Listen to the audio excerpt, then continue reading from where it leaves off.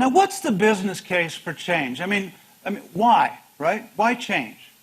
Why do what Bill's asking you to do? Why do what this meeting has been all about over the last 48 hours? Well, what do we know? We know that the conventional products that you're so fond of selling are going to get more and more and more price sensitive and eventually dry up and go away. We know that the revenue you generate on those commoditized products is going to shrink.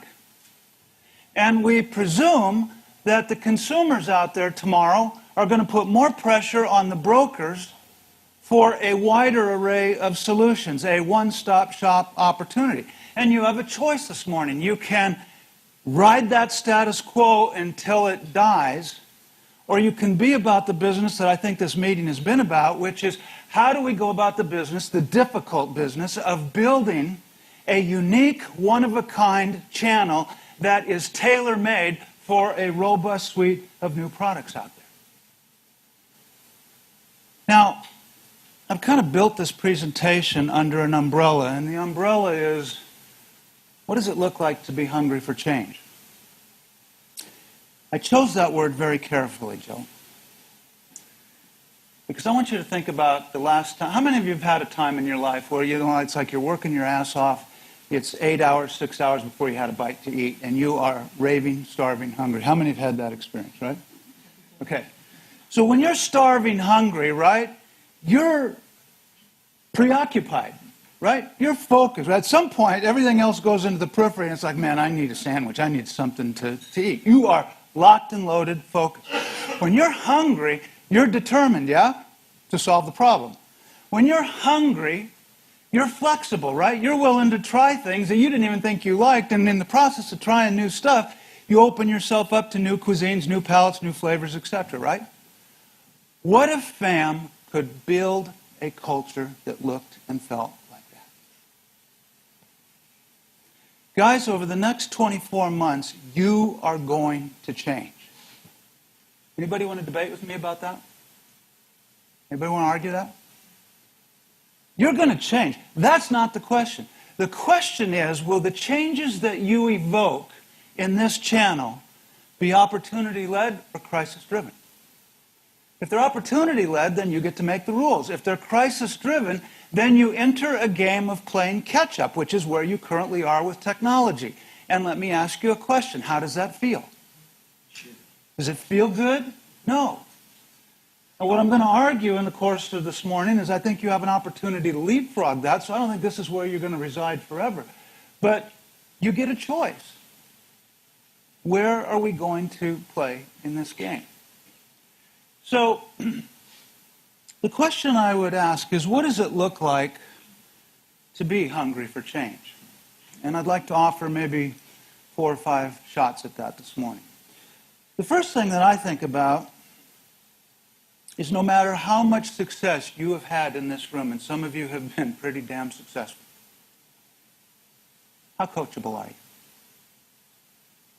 Are you coachable with Marty's operations team?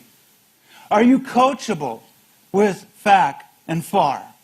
Are you coachable with your brokers and the people that they serve, their investors and their consumers? Are you coachable with each other?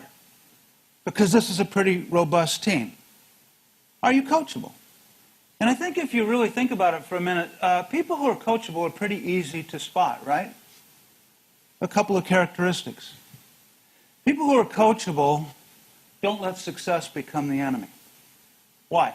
Because they know that you and I are never more vulnerable to complacency, to arrogance, to indifference, and to inflexibility than when we're riding the wave of success. Why? Because when you're riding the wave of success, you got a hell of a lot to protect. And when you got a lot to protect, it's harder to get out of the comfort zone with an open mind to try new ideas, new ways of doing things, and chart new courses, right? You've seen this company after company. They get very successful, and then they hunker down, and they stop doing what they did to make them successful. I like what Henry Kissinger said. He said, look, each success only buys you an admission ticket to a more difficult problem. How many of you at this time in your career here at FAM can kind of identify with that one? Each success, right, only buys you an admission ticket to get to continue to play this game. And either you and I embrace that spirit of we never arrive, that spirit of lifelong learning, or we end up without the skills, without the resources, without the tools that we need to protect our careers, to protect FAM, and to protect the brokers that we serve. Which begs the question here this morning. What have you learned in the last 3 weeks that would add new value to the people you're serving? Look, guys, I think it's safe to say, as good as you have been, and man, if I were Bill sitting up here, and I'm not blowing smoke at you, with one arm tied behind your back with what you guys have accomplished, I think it's remarkable. I'd be pretty proud of you. But as good as you are and as much as you've accomplished, nobody is paying you today for what you did yesterday.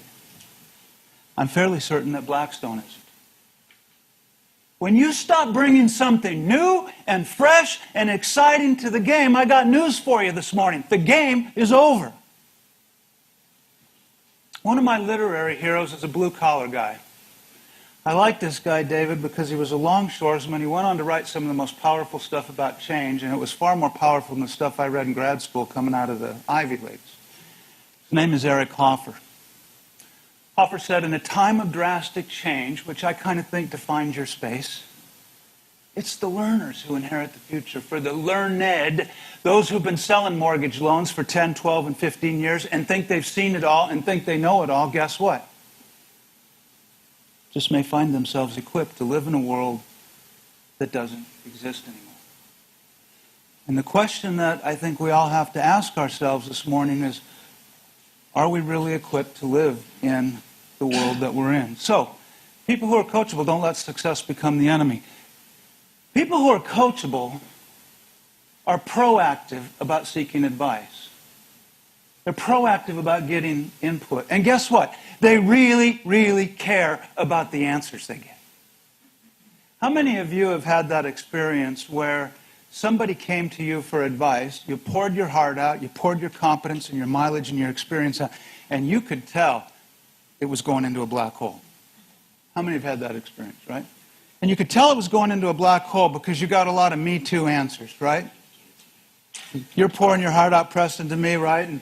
And I'm going, yeah, well, you know, this is how I do that. I know what you're talking about because I do it that way too. Or the other end of that coin is, well, yeah, we tried that, but it doesn't work. And if you were smart enough to understand the context that I live in, you wouldn't be so asinine and stupid to even suggest that process. Right? We have a term, David, for those kind of people. They are called assholes. Right? But that's not people who are coachable. People who are coachable make it comfortable for you to speak your mind. They make it comfortable for you to tell the truth. And they don't just stop talking. They listen to unpack things. It's like, hey, tell me more. Let me understand that better. Let me unpack that, right? You know when somebody is truly interested in learning.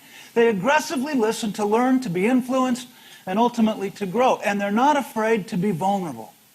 They're not afraid to face the brutal facts of reality. Because I can't fix a problem I'm not willing to admit exists, and I can't shore up a weakness I'm not even aware of, right? And so they're constantly asking, what are the fault lines? If I'm you, what are the fault lines in my relationship with Marty and her ops team? What are the fault lines in my relationship with my brokers? What are the fault lines in my relationship with FAC and FAR and other parts of the organization? What are my fault lines with Bill and Patty and their team? Because those fault lines are sending us signals that something underneath isn't well. And people who are coachable are constantly asking, what are the fault lines? Because they have seen the likes of Kodak and Borders and RIM and Blockbuster who failed to pay attention to the fault lines. And of course, we know what happened, right? So, you got to seek advice and care about the answers that you get. The final thing that I want to say about being coachable, that people who are coachable really dig in and apply what they learn. That is, they do the hard work of change.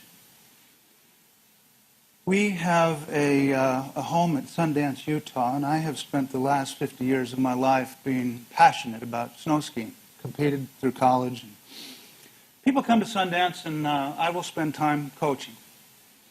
And I'll get people on the hill. We have a saying in skiing that says, if it feels the same, it probably is. So if I'm trying to get somebody who's a fairly new skier to get over their downhill ski, which is counterintuitive for most newbies, right? I want to exaggerate the shit out of that. I want them to get it. I want them to get the muscle memory. I want it to feel awkward. I want it to feel uncomfortable, right?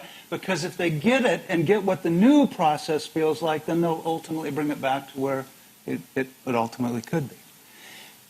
I think that's what this organization is expecting of you. It's expecting you to go 60 miles an hour, 90 miles an hour down the road doing your conventional, comfortable thing. And get out of that zone and figure out how is it we're going to get our arms around the new thing. And that might require you to feel awkward at first. The question is, are you going to dig in and apply what you learn? In the early 2000s, most of you know the story that Netflix business was threatened, right? It was almost decimated by video streaming, right? Because the model was archaic. It was a mail-order DVD rental model, right? But Netflix read the fault lines. Netflix was where you are today, standing at the base of a technological Everest in base camp going, how the hell are we going to make it to the summit? Can we do it? Well, we think we have the team to do it. We think we've got the expedition. We think we've got the experience. But it's still a climb to get there. By 2013, Netflix became the leading streaming content company in the world, and today their valuation is somewhere around $55 billion. Now, why do I share that story with you? I share it because I'm really encouraged by who you are and where you are, because I think you're a lot like Netflix. I think you're standing at the base of Everest in a few areas, technologically being one of them. But I also think that you are digging in and you are doing the hard work of trying to figure out. And it's hard work. It's messy. It's uncertain. It's not, there's no guarantees in it, right? And if I read between the lines, Bill, and everything that I've heard you say, both when we talked earlier and what I've heard you say here, and Dave and the rest of you, I think in between the lines what you're saying is, let's disrupt ourselves before somebody else comes along and disrupts us. And that's not going to feel good. And some of you are going to be early adopters, and some of you are going to be late adopters, and we're going to have to pull you along, or you're not going to make it. But let's disrupt ourselves before the market or somebody else out there does it. And quite frankly, the fact that you're having that conversation encourages me a lot about you. So, you know, you're looking at this and you're going, let's be the place of products. Let's do something that only we can do because we've got the backing and the capitalization, and now we're building the robust channel to actually do what our competitors can't do. And my guess is if you continue this dialogue that you guys were having yesterday and that you're having today and dig in and do the hard work, you're going to leapfrog a lot of your competitors. And I think that's pretty exciting. So what are the results of being coachable if you really do dig in and, you know, if you guys crush it? What are the results? Well, as ominous as it seems, I think you can leapfrog united with your technology to create a better process and a better technology for sales and service than anybody else has out there. I tell you this because I've seen it. I've made 11 trips to India. India is the most exotic country in the world. You walk out of a 5-star hotel and there's a tent community right across the street. And you go, how does this happen? These are some of the brightest people in the world, and yet they got the most fucked up infrastructure in the entire world. And yet, if you look at where some of these Indian companies are, they are implementing technology and leapfrogging where we are here in the U.S. I'll give you one very quick example. I did some work for Satyam Computers, and the founder of Satyam built basically the equivalent of our 911 here in the U.S. And I was in one of these DEF CON 5 centers, you know, like you're in the mountain, and you got screens everywhere. And they would show me these dots moving all over India, and these were ambulances going to calls and 911 and all that stuff. They call it 811. And the guy who toured me through this facility said, "How many of these centers do you think you have in the U.S.?" I said, "I have no idea." He said, "About 150. He says, "We have 3. And ours are technologically more proficient. We can do more with what we've done." Now, 15 years ago, they weren't even there. But now they have leapfrogged us. And I'm suggesting to you that it can be done, right? If you're willing to dig in and do the hard work of change. It strikes me that if you were coachable, you would be better salespeople of the current products that you have. You'd get better and better and better at that. And whether we're talking about lead generation and follow-up, whether we're talking about marketing, operational efficiency, or whatever it is, you guys would be locking arms together to say, how do we make her and her team better? And they would be locking arms and saying, how do we make you better? And Dan would be doing the same. And best as I can tell, sitting in the back of the room, that's the kind of dialogue you're having. Which again encourages me. So, you're going to be hungry for change. Ask yourself, how coachable am I, really? Because if I could get 25 Ninja team members to be lifelong learners and ongoing coachable, you guys are going to kick ass and take names, and I'll tell you why. Because that's really hard to replicate. Because so many people do the hard work of change, and then they coast and think they've arrived.